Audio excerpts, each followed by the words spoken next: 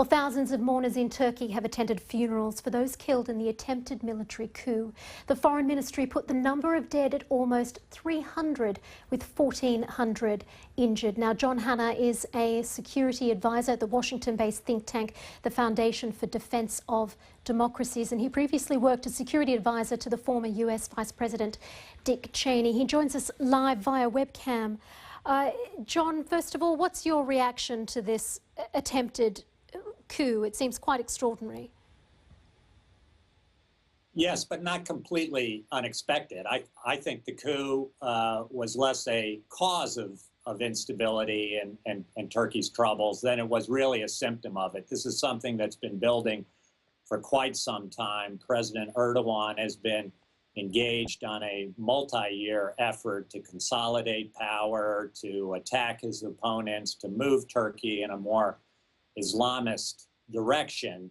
And I think it's increasingly polarized Turkish society, and particularly an institution like the Turkish military that is, at least previously, had been constitutionally charged with protecting the secular nature of the Turkish state. John, the President Erdogan has now gone about arresting judges, which seems to me that he's using this failed coup as a reason to go after his enemies. Is that the conclusion you would reach?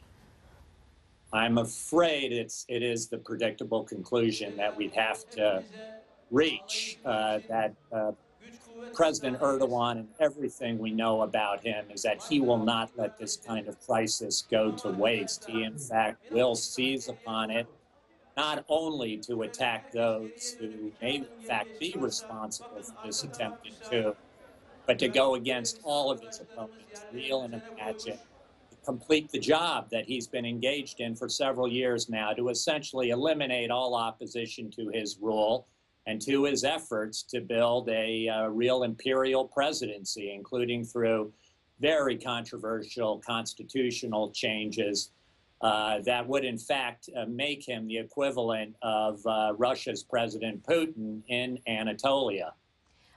John, just briefly, could President Erdogan be right? Could Fethullah Gulen be seeking to unseat him? Could there be this mass conspiracy? I mean, we've seen a major coup. There are forces moving against him. Well, it's hard for me to believe that this aging cleric, however popular he may be, has been able from several thousand miles to engineer this kind of coup. I've got no love lost for Gulen.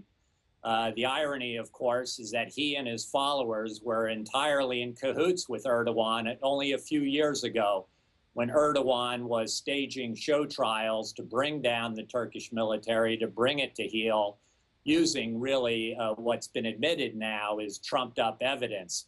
But with that job done, Erdogan quickly moved against Gulen as a potential independent source of power that could somewhere down the line challenge him.